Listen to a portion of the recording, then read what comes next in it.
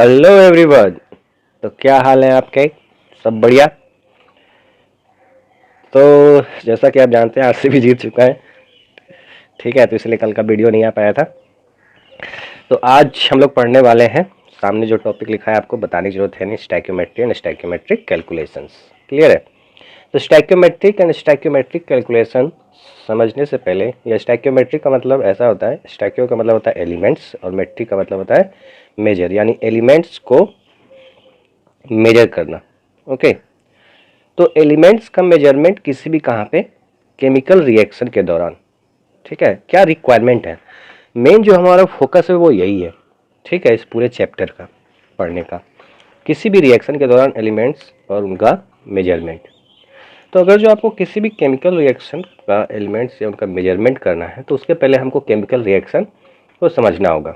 ठीक है, जैसे सिंपल सा एग्जांपल लेते हैं जो हमारे एनसीईआरटी में भी दिया हुआ है।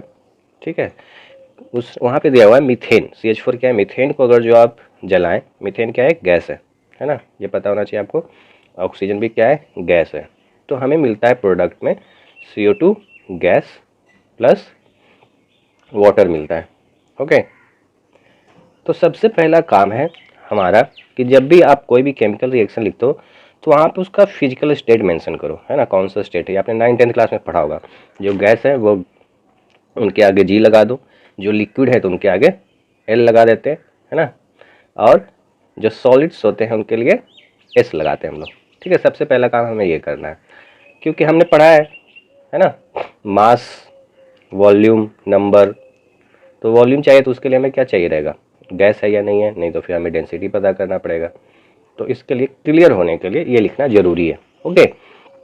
सेकेंड स्टेप है हमारा क्या, कि इसको बैलेंस करना। ठीक है, तो इसको बैलेंस करने के लिए क्या करना पड़ेगा, हमें थोड़ा सीखना पड़ेगा। जैसे जनरली जब भी बैलेंस करोगे आप तो सबसे पहले हाइड्रोजन एंड ऑक्सीजन के अलावा सारी चीज़ों को बैलेंस कर दो। ठीक है, जैसे यहाँ पे देखो कार्बन है, बैलेंसिंग का मतलब क्या होता है, मास कंजर्वेशन, है ना, यानी जितने एलिमेंट्स लेफ्ट हैंड साइड में हैं या जितने आइटम लेफ्ट हैंड साइड में है उतने क्या होने चाहिए राइट हैंड साइड में, यानी जो हम लोग बोलते हैं ना LHS इक्वल टू RHS। तो LHS इक्वल टू RHS होना बहुत ज़रूरी है। ठीक है, यहाँ पे क्या LHS में क्या एटम की बात कर रहे हैं, या बोल लो मास, क्योंकि किसी भी केमिकल रिएक्शन, हम लोग किसकी बात कर रहे हैं, केमिकल रिएक्शन की। और किसी भी केमिकल रिएक्शन के दौरान हमेशा क्या होता है, मास कंजर्व, और मास कंजर्व इसका मतलब एटम्स कंजर्व रहेंगे। ओके, न्यूक्लियर रिएक्शन को छोड़ के। तो LHS में जो एटम होंगे वो किसके इक्वल होंगे, RHS में। ओके, तो देखो यहाँ पे कार्बन का एक एटम है, यहाँ भी एक ही एटम है। यहाँ पे हाइड्रोजन कितना है, 4, यहाँ पे कितना है, 2, तो यहाँ पे क्या लगा दो, 2। और आखिरी में क्या करो, ऑक्सीजन को बैलेंस। तो यहाँ पे ऑक्सीजन कितना है, 2 एटम है, यहाँ पे 2 एटम, और 2 इंटू ऑक्सीजन 4 हो गया, तो यहाँ पे क्या लगा दोगे, 2 लगा दोगे। तो ये क्या हो गया, हमारा रिएक्शन बैलेंस हो गया। क्लियर है? तो ये जो LHS वाले हैं इनको हम लोग क्या बोलते हैं, रिएक्टेंट। ठीक है, क्या बोलते हैं इनको, रिएक्टेंट। और जो RHS वाले हैं CO2 और H2O, ये क्या है, हमारे प्रोडक्ट। ये तो पता ही होगा आपको, पहले भी पढ़ा है, बच्चे से पढ़ते आ रहे होंगे, ये सभी को समझ में आता है। रिएक्टेंट को हम लोग रिएजेंट भी बोलते हैं।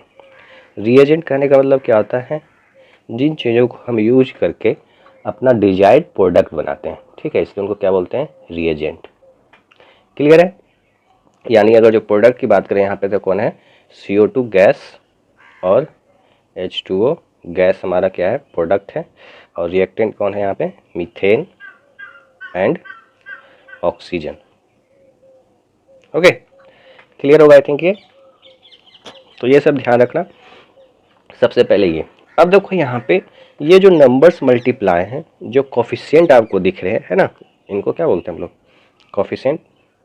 ठीक है, स्टैक्योमेट्रिक कोफिशिएंट भी बोल सकते हो इसको। ये क्या है हमारे 2, यहाँ पे 2 क्या है, coefficient 2 for O2 and 2 for H2O। ये क्या है हमारे लिए, कोफिशिएंट, जिनको हम लोग बोलते हैं स्टैक्योमेट्रिक कोफिशिएंट।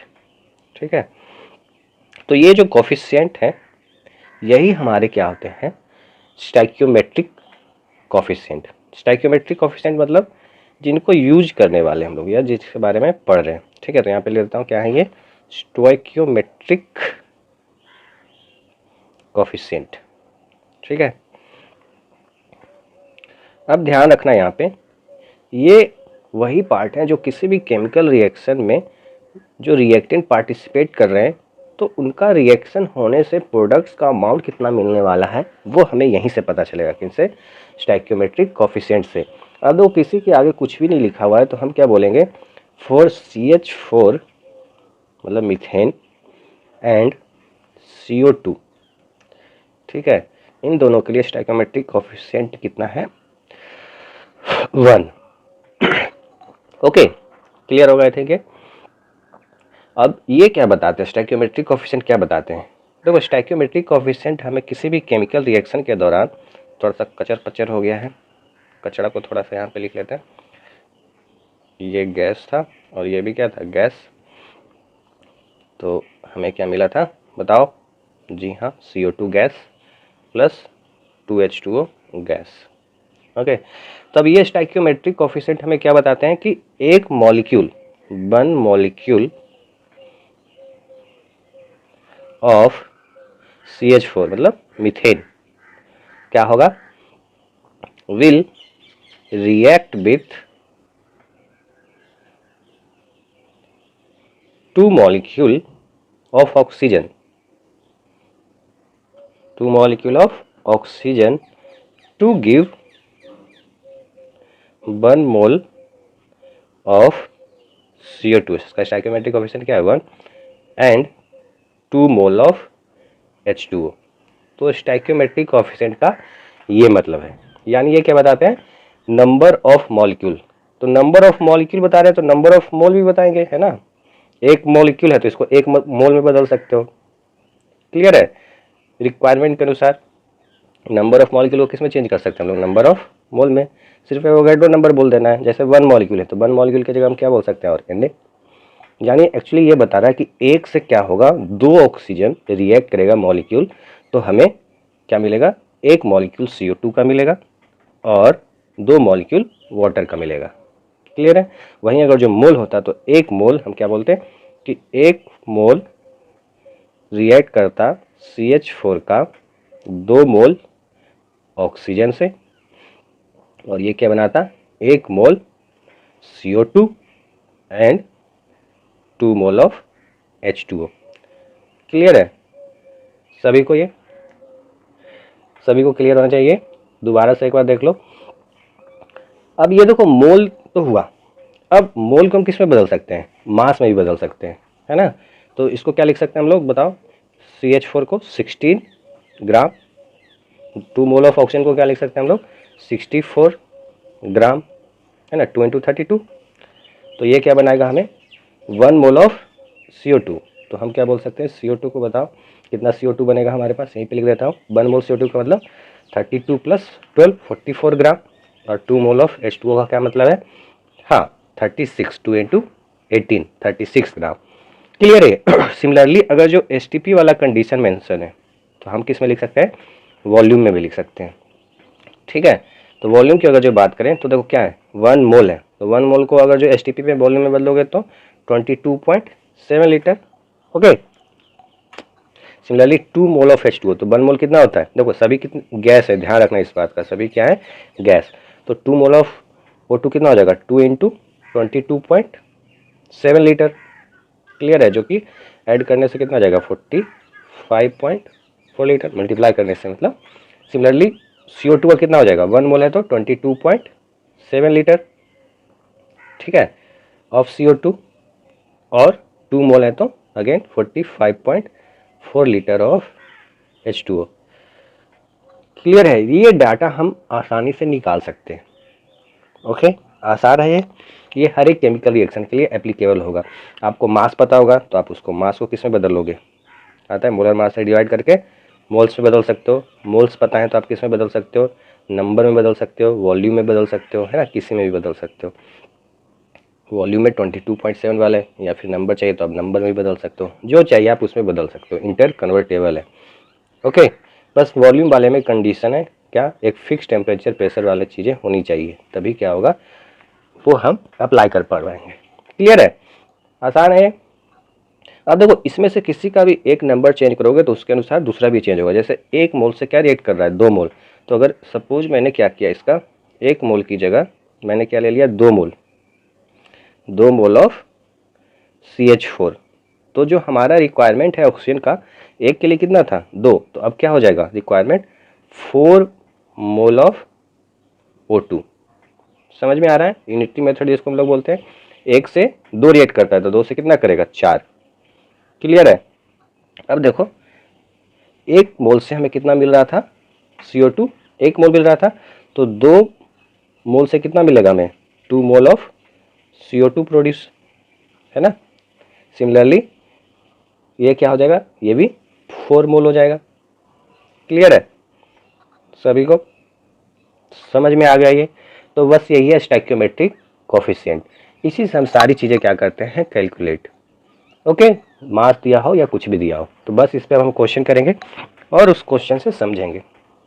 तो पहला क्वेश्चन ये देखो है, calculate the mass of H2O produce when 5 mole of hydrogen gas reacts with 2.5 mole of oxygen gas. तो लिखते हैं H2 gas plus oxygen gas react करके बना रहा है क्या हमारे लिए, H2O। अब ये गैस भी हो सकता है और लिक्विड भी हो सकता है, ठीक है, डिपेंड करता है टेम्परेचर पे। अगर जो 100 डिग्री सेल्सियस से टेम्परेचर ऊपर है, 0 डिग्री सेल्सियस से, सॉरी 100 डिग्री सेल्सियस से नीचे और 0 डिग्री सेल्सियस ऊपर, तो ये क्या होगा, जो H2O जनरली लिक्विड, मतलब लिक्विड में होता है ना नेचर में, और इसके ऊपर होता है तो गैस, वो डिपेंड करता है। तो यहाँ पे टेम्परेचर मेंशन नहीं किया तो हम गैस मान के चल रहे हैं। अब इसको क्या करेंगे, सबसे पहले बैलेंस, तो ऑक्सीजन को तो आखिरी में बैलेंस करते हैं। तो H2 यहाँ पे 2 है, यहाँ पे भी H2 क्या है, 2 है, ठीक है। यहाँ पे ऑक्सीजन कितने हैं, 2 है, यहाँ पे ऑक्सीजन कितना है, 1 ही है, तो यहाँ पे क्या लगाना पड़ेगा, 2, और यहाँ पे 2 लगाने से क्या हो गया, हाइड्रोजन 4 हो गया, तो यहाँ पे भी क्या लगाना पड़ेगा, 2। क्लियर है, तो ये हो गया बैलेंस। अब ये हमें क्या बता रहा है, स्टोइकियोमेट्रिक कोफिशिएंट है ये, है ना, ये भी क्या है, शॉर्टकट लिख रहा हूँ स्टोइकियोमेट्रिक कोफिशिएंट, और ये भी क्या है, स्टोइकियोमेट्रिक कोफिशिएंट इसका 1 है, कुछ भी नहीं होता है तो 1, और यहाँ पे भी स्टोइकियोमेट्रिक कोफिशिएंट क्या है, 2। तो ये क्या बोल रहा है कि अगर 2 mole of H2 reacts with 1 mole of oxygen, या मॉलिक्यूल भी लिख सकते हो आप, है ना, 1 मोल ऑफ O2 प्रोड्यूसेस या प्रोड्यूस क्या, 2 मोल ऑफ H2O। इसका यही मतलब है। क्लियर है सभी को, तो इसको हम लोग दोबारा लिख लेते हैं, देखो 2H2 gas plus O2 gas 2H2O।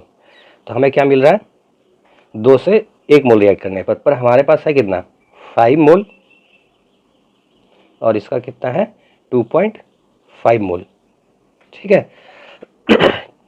तो हमें H2O का मोल कितना मिलेगा, अगर जो हम ये पता कर लें, है ना, तो हम क्या निकाल सकते हैं, उसका मास भी निकाल सकते हैं, क्योंकि हमसे क्या पूछा है, यहाँ पे मास पूछा है।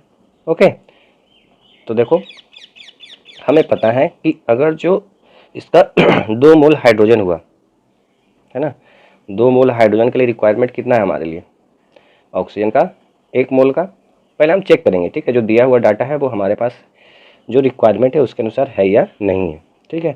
तो ये 5 मोल है, तो 1 मोल से बोल सकते हो आप कितना चाहिए आपको, 1 मोल ऑफ H2, ऑक्सीजन का रिक्वायरमेंट कितना होगा, 1/2 मोल ऑफ O2 रिक्वायर्ड।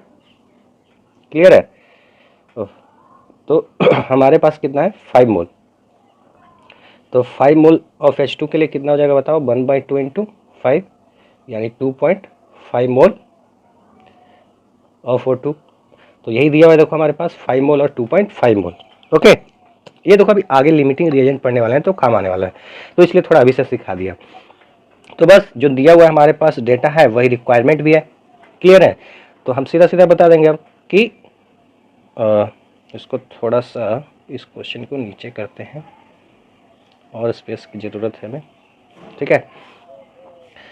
तो अब देखो ध्यान से, बस बन गया, अब कुछ है नहीं इसमें। हम क्या बोलेंगे कि 2 mole of H2 produces 2 mole of H2O gas, ठीक है। तो 5 मोल कितना प्रोड्यूस करेगा बताओ, 5 mole of H2 will produce कितना, 5 मोल ऑफ H2O, है ना, 2 से 2 बन रहा था तो 5 से कितना बनेगा, 5 ही बनेगा, तो बस यही ख़त्म हो गया, कुछ है नहीं बचा। 5 मोल हमें पता चल गया, 5 मोल ऑफ H2O बनने वाला है। हमें क्या चाहिए, मास। तो हमें पता है मास ऑफ 1 मोल कितना होता है, 5 मोल का कितना हो जाएगा, तो 5 इंटू क्या कर लोगे 18, तो ये क्या हो गया 90 ग्राम। तो ये हमारा आंसर हो गया।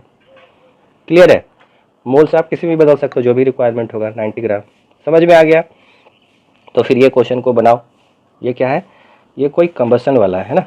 वॉल्यूम ऑफ CO2 इस बार पता करना है, हमें मास नहीं पता करना है। Produce by the complete combustion of 90 gram of ethane. ठीक है, तो इथेन क्या होता है, सबसे पहले ये लिख लो C2H6 प्लस कंप्लीट कंबसन मतलब जितना ऑक्सीजन का रिक्वायरमेंट होगा वो आप यूज कर लो। ठीक है, तो क्या बनने वाला है CO2 gas plus H2O gas. मतलब वो अगेन कुछ मेंशन नहीं है टेम्परेचर, तो हम गैस लेके चल रहे हैं। ओके, तो C2H6 प्लस O2 बैलेंस करते देखो, यहाँ पे कितना है 2 कार्बन, यहाँ पे 1 ही कार्बन है तो यहाँ पे 2 लिख लो। ठीक है, हाइड्रोजन कितना है यहाँ पे 6, यहाँ पे कितना है 2, तो यहाँ पे कितना लिख लेंगे 3। ठीक है, बैलेंस हो गया। ऑक्सीजन को भी बैलेंस कर दो, वैसे ज़रूरत नहीं है यहाँ पे, पर बैलेंस करेंगे हम लोग। तो 2 और 2 4 ऑक्सीजन इस साइड और 4 3 7, तो आप यहाँ पे क्या लिख दो 7/2, या तो आप क्या कर सकते हो 2 का पूरे में मल्टीप्लाई कर सकते हो। ठीक है, जैसा आपको ठीक लगे। तो अब देखो ध्यान रखना, ऑक्सीजन को उसने क्या बोल दिया सफिशिएंट, तो हम हर बार दोनों को कंपेयर नहीं करेंगे। ओके, जब तक दोनों का डाटा ना मेंशन हो। हमें क्या दिया हुआ इसका 90 ग्राम, तो ग्राम को क्या करो आप सबसे पहले मोल में बदल लो। तो मोल इक्वल्स टू क्या हो जाएगा 90 बाई मोलर मास, तो मोलर मास कितना हो जाएगा 12 होता है, 24 और 6 30, तो ये तो आसान हो गया, 3 मोल आ गया। ठीक है, तो अब हम क्या बोलेंगे कि 1 मोल ऑफ C2H6 प्रोड्यूसेस कितना 2 मोल ऑफ CO2। ठीक है, अच्छा इसने वॉल्यूम पूछा है पर कुछ मेंशन नहीं किया, तो आप यहाँ पे क्या लिख दो STP। ठीक है, और STP लिखा है तो इसको गैस नहीं लिख सकते, फिर हम लोग को लिक्विड लिखना पड़ेगा या फिर सॉलिड लिखना पड़ेगा। ठीक है, 273 पे क्या होता है, या तो वाटर लिक्विड होगा या तो आइस में होगा। क्लियर है। ओके, वैसे उसके बारे में तो कुछ पूछा नहीं है, तो ये लिखते हैं हम लोग 1 mole of C2H6 produces 2 mole of CO2, है ना। इसका स्टोइकियोमेट्रिक कोएफिशिएंट क्या है 1 और इसका स्टोइकियोमेट्रिक कोएफिशिएंट क्या है 2। तो हमारे पास कितने के लिए चाहिए 3 मोल के लिए, तो हम क्या लिखेंगे यहाँ पे 3 mole of C2H6 will produce, कितना प्रोड्यूस करेगा इस बताओ, 1 से 2 हो रहा था 3 से, हाँ 1/2 इंटू 3 यानी 1.5 मोल ऑफ CO2। ठीक है, तो अब हमें पता चल गया मोल ऑफ CO2, तो उससे हम नंबर बना लेंगे, आसान है ना। 1 mole of CO2 at STP equals to कितना 22.7 लीटर। तो 1.5 मोल ऑफ CO2 से कितना बनेगा बताओ, मल्टीप्लाई कर लो 22.7 इंटू 1.5 लीटर। ओके, तो 15 छक 90, 15 7 75 से सॉरी 5, 15 दूनी 30 10 40 और 15 दूनी 30 4 34। ठीक है, तो ये अप्रोक्सीमेटली बनेगा 34.05 लीटर। एक बार कैलकुलेशन आप लोग भी चेक कर लेना, क्योंकि मैंने डायरेक्टली ऐसे ही कर दिया है, तो हो सकता है कई बार गलतियाँ हो जाती है। क्लियर है, समझ में आ गया। हमेशा हम क्या चेक करेंगे स्टोइकियोमेट्रिक कोएफिशिएंट, और स्टोइकियोमेट्रिक कोएफिशिएंट से क्या करेंगे रिलेट। कुछ नहीं समझ में आ रहा है तो हमेशा मोल में कन्वर्ट करो, और मोल से मास नंबर लीटर वॉल्यूम मतलब जो भी कन्वर्ट करना है वहाँ से कन्वर्ट कर सकते हो। क्लियर है, आसान है ये बहुत ही। ठीक है, तो नेक्स्ट क्लास में हम लोग पढ़ने वाले हैं लिमिटिंग रिएजेंट, जो कि बहुत ही ज़्यादा इंपॉर्टेंट टॉपिक है। उसको हम लोग पढ़ेंगे नेक्स्ट क्लास में, ध्यान रखना। ओके, मिस मत करना, और उसके क्वेश्चंस हमेशा आते हैं, लास्ट अभी नीट में ही आया था। ओके, तो मिलते हैं नेक्स्ट लेक्चर में, तब तक के लिए धन्यवाद, थैंक यू।